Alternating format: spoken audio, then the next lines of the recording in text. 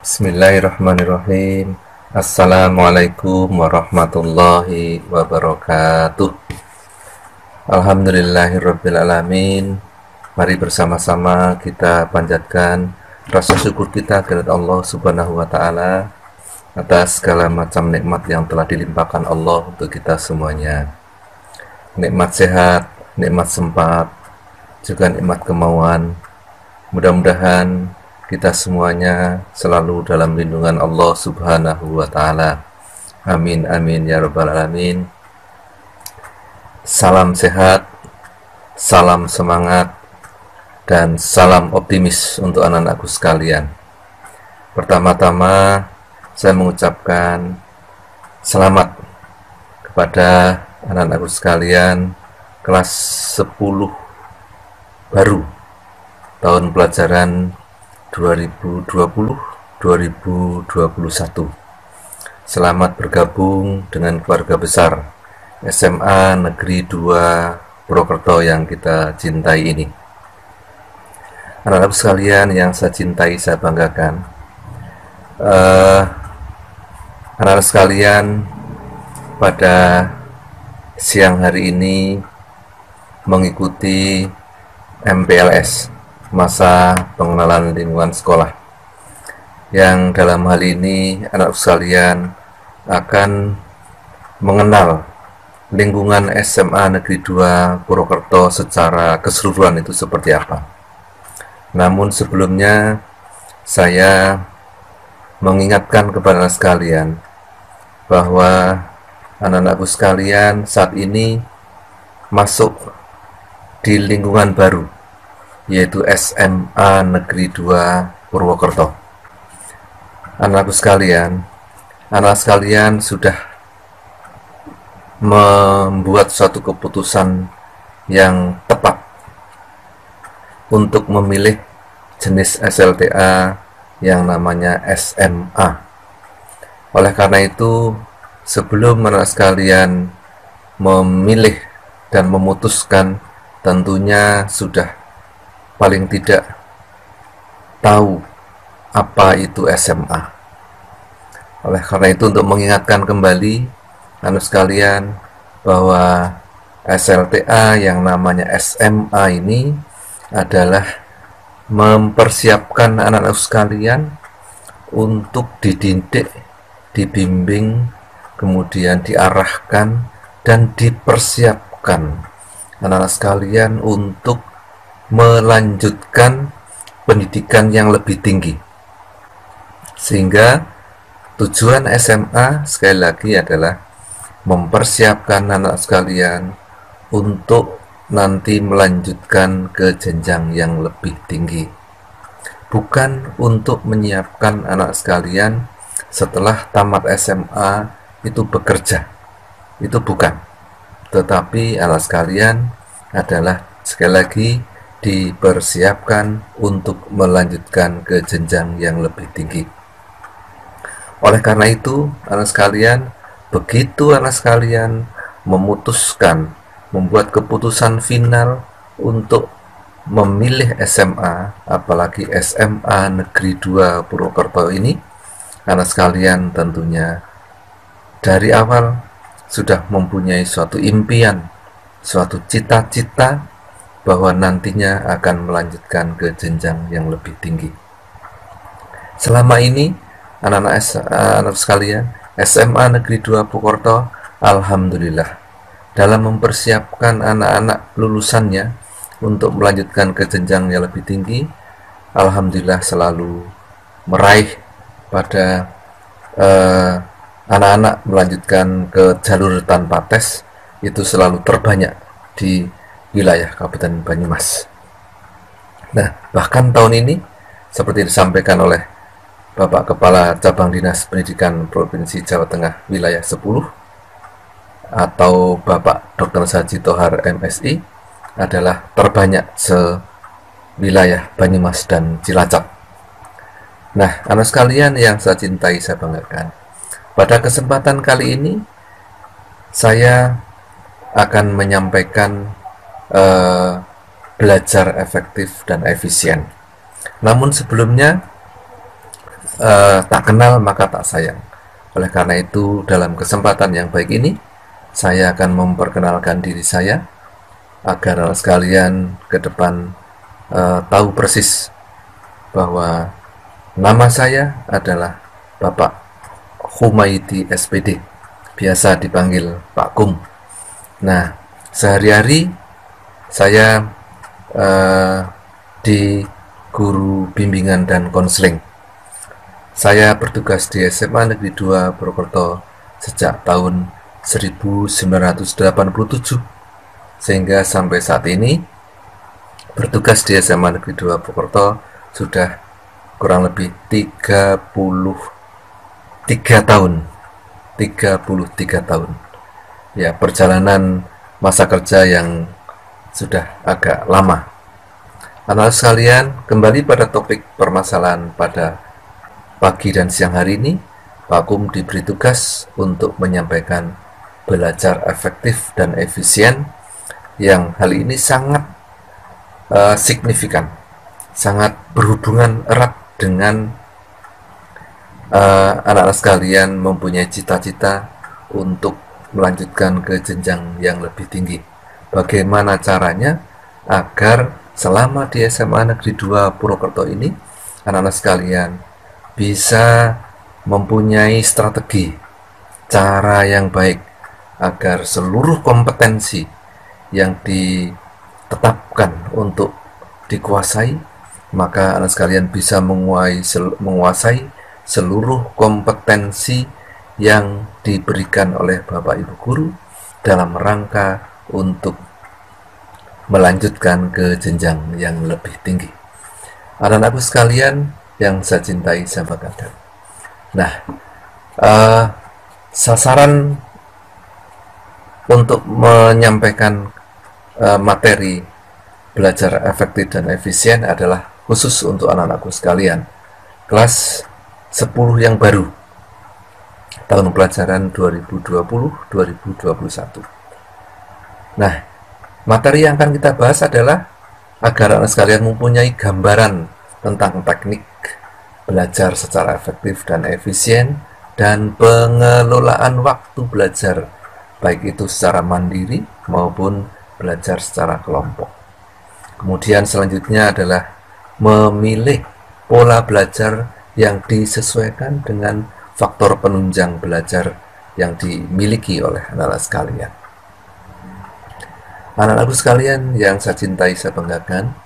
Kemudian selanjutnya mari bersama-sama kita pahami tujuan yang akan kita capai adalah paling tidak menemukan gaya belajar sendiri sesuai dengan tipe belajar yang pas dengan anak sekalian. Kemudian yang berikutnya adalah membuat strategi belajar yang mengarah pada proses berpikir secara ilmiah tentunya. Anak-anakku sekalian, saya cintai, saya banggakan.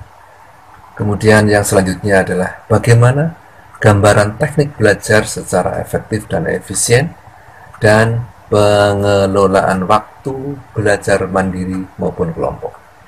Oleh karena itu, mari bersama-sama anak sekalian kita pahami dulu pengertian dari belajar itu apa, sehingga kita tahu persis esensi atau mungkin pokok-pokok penting orang dikatakan itu melakukan suatu proses pembelajaran. Nah, belajar adalah merupakan usaha untuk memperoleh kepandaian atau ilmu pengetahuan. Belajar itu merupakan proses mental yang tidak berdiri sendiri, tetapi ditentukan oleh banyak faktor, yakni faktor dari diri sendiri, faktor di luar diri sendiri, serta faktor pendekatan belajar yang digunakan.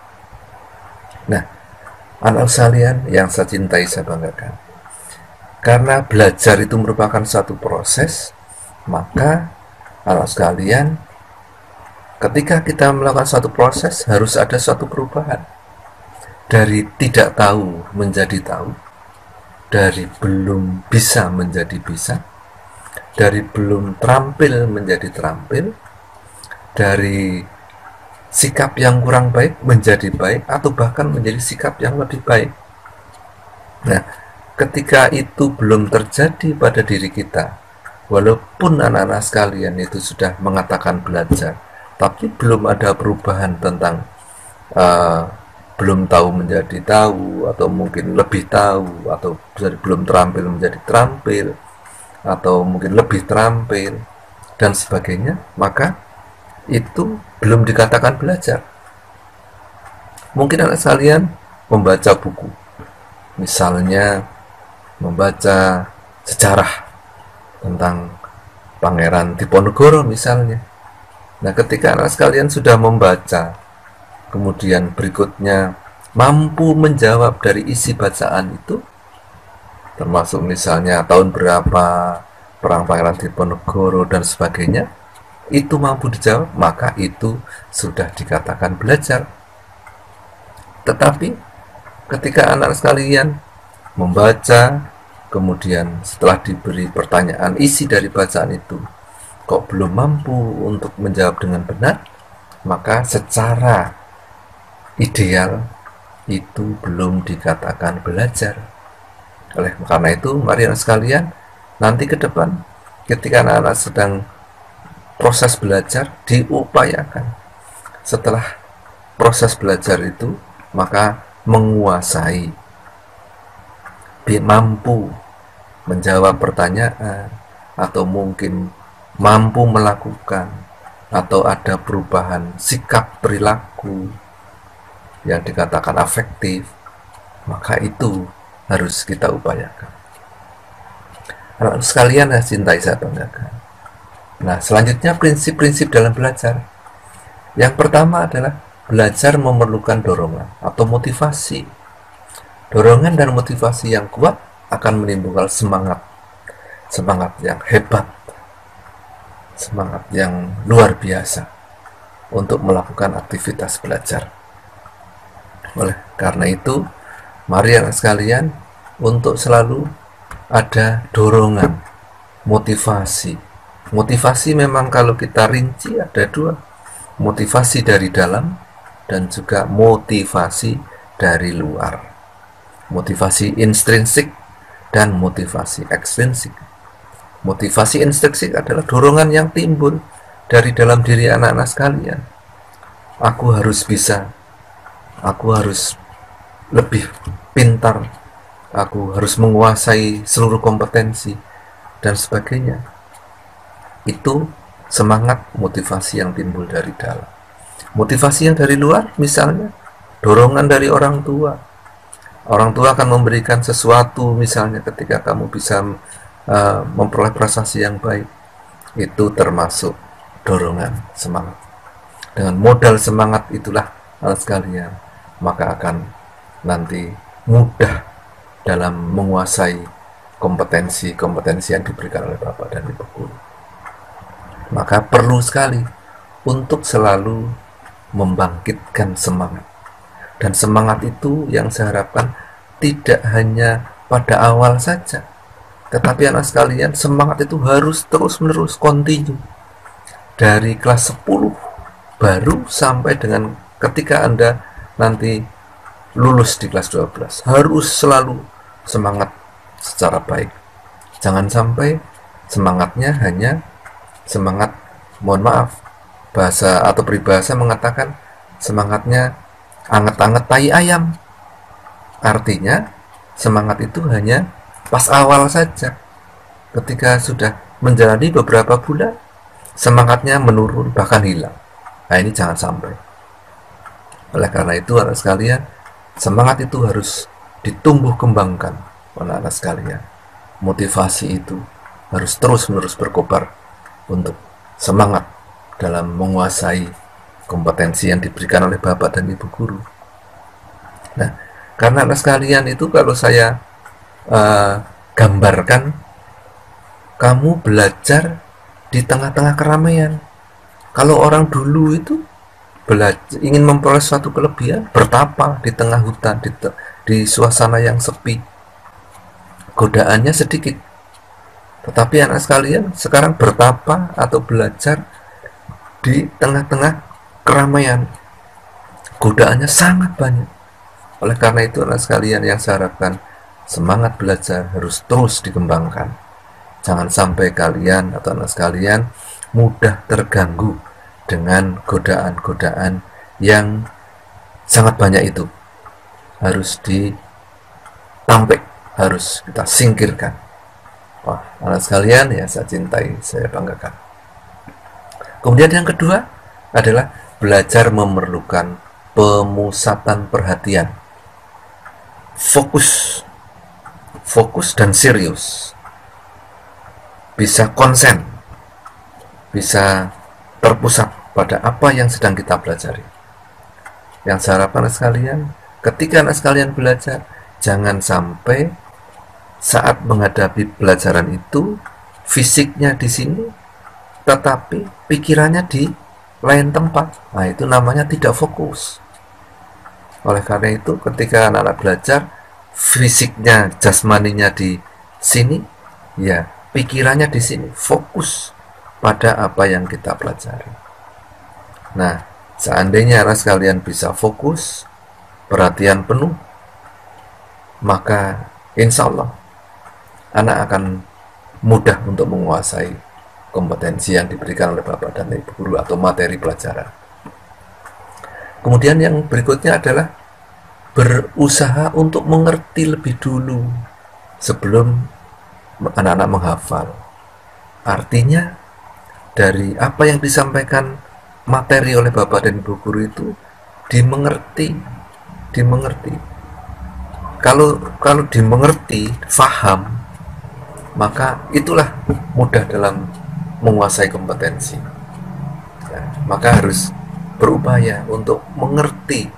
Kalau misalnya ada hal-hal yang ketika dijelaskan oleh Bapak dan Ibu guru merasa belum mengerti atau mungkin masih bingung atau perlu ada yang ditanyakan, maka jangan sungkan-sungkan untuk menanyakan kepada Bapak dan Ibu guru. Insya Allah Bapak dan Ibu guru akan memberikan penjelasan yang lebih mudah dipahami. Jangan gengsi dan juga jangan malu-malu ketika kamu belum paham, belum mengerti, belum mudeng, maka tanyakan kepada Bapak dan Ibu guru. Itu upaya untuk agar sekalian mengerti konten atau isi dari materi yang disampaikan oleh Bapak dan Ibu guru.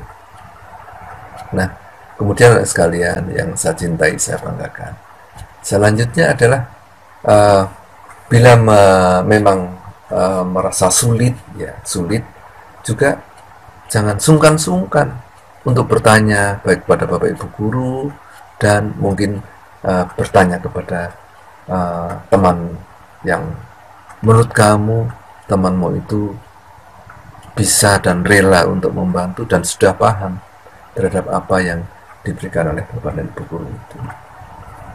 Anak sekalian yang saya cintai, saya banggakan. Kemudian selanjutnya adalah sering mengulang.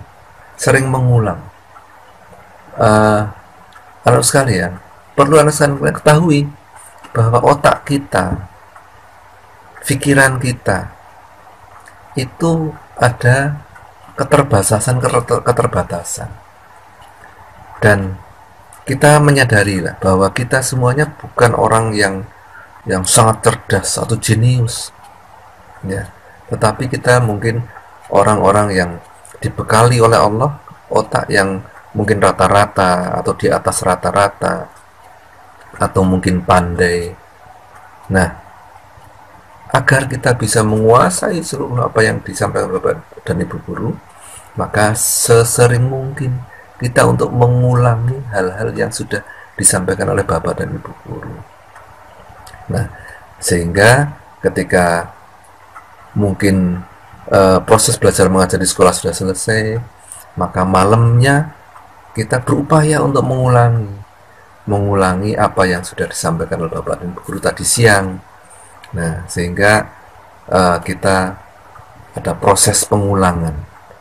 Hal-hal yang mungkin lupa muncul kembali ke permukaan alam sadar. Karena otak kita itu sebetulnya ada 3 lapis. otak kesadaran, kesadaran, ambang sadar, dan di bawah kesadaran. Proses lupa itu karena sesuatu memori itu masuk ke dalam alam ketidaksadaran. Nah, untuk mengetahui kembali, memunculkan kembali adalah dengan jalan belajar kembali, sehingga apa yang sudah masuk ke dalam alam ketidaksadaran itu maka muncul kembali ke alam sadar. Nah, harus kalian yang saya cintai, saya banggakan.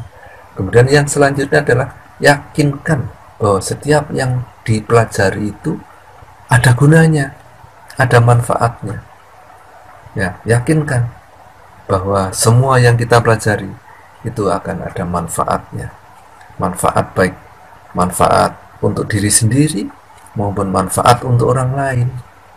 Nah, anak sekalian, selanjutnya adalah setelah belajar maka juga perlu kita istirahat. Jangan terforsir. Kalau memang dirasa kita sudah, otak kita lelah, maka istirahatlah, jangan dipaksakan. Karena memang otak kita mempunyai satu keterbatasan tertentu. Ya, seperti proses pembelajaran kita nanti di sekolah, misalnya 4 pelajaran awal selesai kemudian istirahat, itu adalah penerapan dari adanya keterbatasan otak kita. Anak sekalian yang saya cintai, saya banggakan. Selanjutnya adalah yakinkan bahwa hal-hal yang telah kita pelajari dapat dimanfaatkan untuk mempelajari yang lain atau di transfer, ya, penerapan pada hal-hal lain. Nah, kemudian selanjutnya adalah sekalian coba, tadi sudah di awal sudah saya sampaikan bahwa anak sekalian sedang bertapa di SMA 2. Banyak gangguan, ya, banyak gangguan yang nanti akan datang ke dalam diri kita masing-masing. Maka oleh karena itu, hindarilah hal-hal yang dapat mengganggu atau menghambat dalam belajar. Hindarilah. Apa yang mengganggu itu ya banyak sekali. Misal pas diberi pelajaran, anak sekalian yang sekarang setiap anak pasti punya itu HP, mainan HP untuk digunakan hal-hal yang tidak pas, tidak benar. Bu guru baru menerangkan, Pak guru baru menerangkan, anak sekalian mainan HP. Nah, itu anak sekalian. Nah, anak sekalian, untuk selanjutnya memang kita perlu menyusun suatu rencana planning, karena orang bijak mengatakan apabila rencana itu baik, maka keberhasilan mencapai tujuan sudah 50% dicapai oleh orang tersebut. Maka kita perlu merencanakan tentang bagaimana kita memanfaatkan waktu yang ada untuk belajar secara baik. Nah, anak sekalian, petunjuk umum dalam menyusun rencana belajar adalah diantaranya, coba anak sekalian, setiap kita akan belajar, maka usahakan untuk diawali dengan berdoa terlebih dahulu. Berdoa terlebih dahulu. Kemudian yang kedua adalah pelajari terlebih kurikulum sekolah. Dalam kurikulum biasanya menjelaskan tujuan setiap mata pelajaran. Setiap mata pelajaran pasti ada penjelasan tujuannya. Ya, oleh karena itu, para sekalian, di samping itu, kemudian buku-buku yang wajib maupun buku-buku penunjang dari mapel yang bersangkutan harus kita cari atau kita siapkan. Kalau sekarang misalnya kok buku berupa buku printout itu sudah ada, berusaha juga untuk buku yang elektronik. Sekarang di dunia internet itu sangat banyak buku-buku elektronik. Kemudian selanjutnya adalah buatlah, salinlah daftar pelajaran yang ada di sekolah berikut nama-nama guru pengajarnya. Dan dalam orientasi ini, anak sekalian akan nanti mengenal dari masing-masing guru. Nah, kemudian selanjutnya tidak kalah pentingnya, yaitu buatlah jadwal kegiatan sehari-hari, atau bahasa menterengnya tuh time schedule tiap hari, dari bangun tidur sampai dengan mau tidur kembali. Misalnya jam 4 bangun, kemudian persiapan sholat subuh bagi yang muslim sampai jam setengah 5 misalnya, kemudian setengah 5 selanjutnya adalah belajar pagi sampai jam 5:15, kemudian 5:15 sampai jam 6 itu adalah persiapan untuk ke sekolah, dan seterusnya sampai dengan akan tidur kembali. Nah, anak sekalian, dengan sesudah kita membuat satu jadwal kegiatan itu, maka pasang di kamar kamu atau di tempat belajar kamu, sehingga diupayakan setelah kita susun, ya, maka tepatilah itu jadwal yang sudah kita susun. Jangan hanya ditempel kemudian tidak ditepati, tidak dilaksanakan. Maka setelah kita menyusun jadwal itu, maka tepati, ya, maka laksanakan jadwal itu. Nah, misalnya setelah kita susun, kemudian kita tepati jadwal-jadwal itu, maka insya Allah itu secara rutin kita lakukan. Jangan sampai anak sekalian menggunakan model SKS, bahasa anak sekalian, sistem kebut semalam, untuk menguasai kompetensi atau bahkan untuk mempersiapkan ulangan harian misalnya, diborong satu malam saja. Itu tidak baik, karena memang sekali lagi otak kita itu ada keterbatasan tertentu. Kalau memori atau mungkin ilmu pengetahuan itu masuk ke dalam otak kita secara bertahap, maka nanti akan nyantol di otak kita perlahan-lahan dan bisa terus menerus, dan tahunya itu tidak sekejap, tetapi akan terus menerus bisa kita pahami tentang suatu kompetensi atau materi pelajaran dari Bapak dan Ibu guru. Nah, harus kalian, kalau kita menggunakan sistem kebut semalam atau SKS, nanti efeknya juga tidak baik, ya. Biasanya kalau sudah saat itu tahu, akan mudah hilang, bahkan karena otak kita ada keterbatasan dengan sistem kebut semalam, bahkan yang nyantol itu hanya berapa persen saja. Oleh karena itu ada rumus dalam teori belajar itu, misalnya kalau A 20 kali 1 jam dibandingkan dengan 20 kali 1 kali 20, akan lebih baik yang mana? Saya ulangi, 20 kali 1 jam dibandingkan dengan 1 kali 20 jam, lebih baik yang mana? Nah, tentunya dari prinsip belajar yang baik adalah ketika kita mengulang berkali-kali setiap 20 kali masing-masing 1 jam, itu lebih baik dibandingkan dengan 20 jam dalam 1 kali. Nah, itu, atau diborong, atau mungkin bahasa Jawanya itu wayangan, semalam suntuk. Nah, itu dalam teori pembelajaran tidak pas. Yang baik adalah secara kontinu, rutin. Walaupun mungkin hanya 10 menit, mungkin hanya 15 menit, tetapi terus setiap malam, maka akan lebih baik. Nah, sekalian yang saya cintai, saya banggakan. Nah, selanjutnya adalah bagaimana anak-anak sekalian giat belajar di sekolah. Nah, anak sekalian, pertama tadi sudah saya sampaikan di depan, anak sekalian harus tahu tujuan di sekolah, ya, tujuan sekolah, yaitu mempersiapkan anak sekalian karena SMA untuk melanjutkan ke jenjang yang lebih tinggi, bukan menyiapkan anak-anak sekalian untuk siap bekerja, tetapi untuk melanjutkan ke jenjang yang lebih tinggi.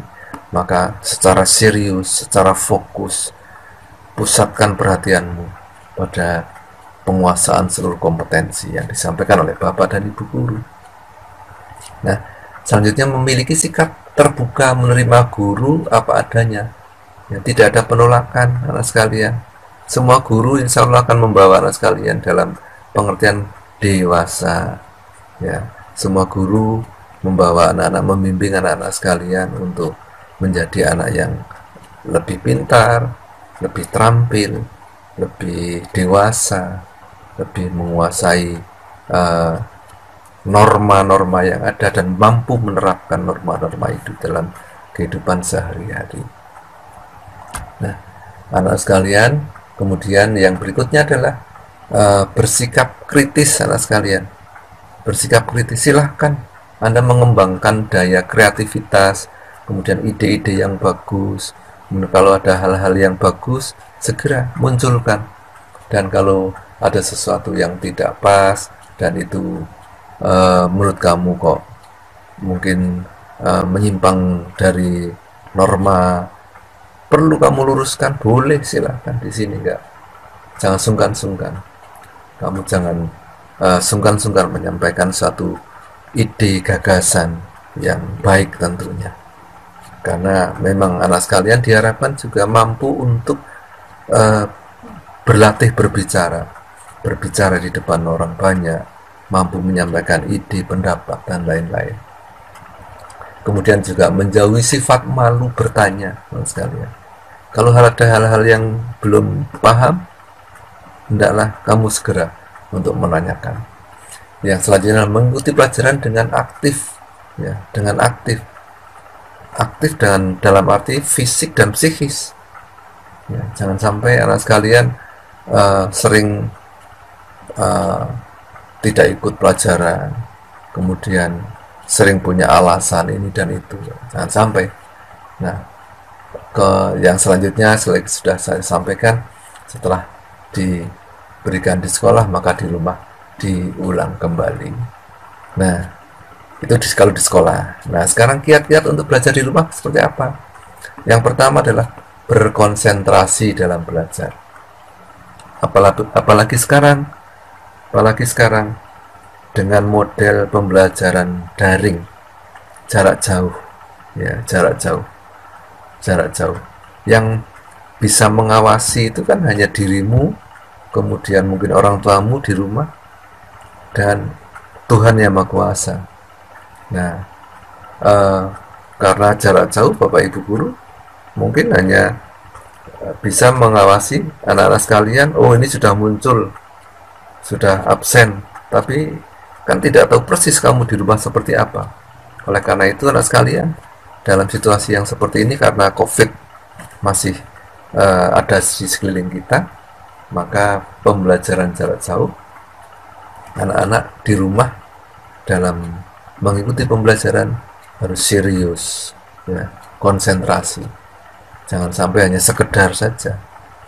Kemudian yang berikutnya adalah menata tempat yang nyaman di rumah, untuk baik itu penerangan, meja dan kursi, dan lain-lain. Yang selanjutnya belajar pada jam-jam tertentu, tidak berubah waktunya, dan dilakukan secara terus-menerus, ya, continue. Dan apabila kok dirasa sudah capek, maka istirahatlah, jangan dipaksakan.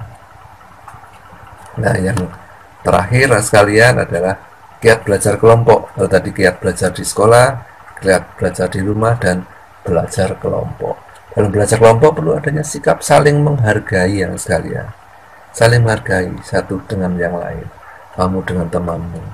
Hendaklah saling menghargai, jangan kemudian tidak mampu atau selalu menolak dari pendapat ide temanmu, ya. Maka hendaklah saling menghargai. Nah, halo sekalian, itulah beberapa hal. Kalau itu bisa dilaksanakan dengan baik, anak sekalian, maka efektivitas, kemudian efisien akan dicapai oleh anak sekalian untuk menguasai seluruh kompetensi yang ada atau yang diberikan oleh Bapak dan Ibu guru tentunya. Nah, itulah anak sekalian penjelasan dari Pak Kum bagaimana cara belajar efektif dan efisien. Yang terpenting adalah anak sekalian dari awal masuk SMA 2 sampai nanti akhir atau lulus hendaklah selalu untuk semangat, kemudian fokus, menjauhkan dari hal-hal yang menghambat. Ya, insya Allah anak sekalian akan mudah untuk menguasai seluruh kompetensi yang diberikan oleh Bapak dan Ibu guru, dan selanjutnya untuk perjalanan menuju pada pendidikan yang lebih tinggi akan bisa anak sekalian raih dengan mudah, dengan baik. Nah, ayo anak sekalian praktekkan, laksanakan selama anak-anak menjadi siswa SMA Negeri 2 Purwokerto.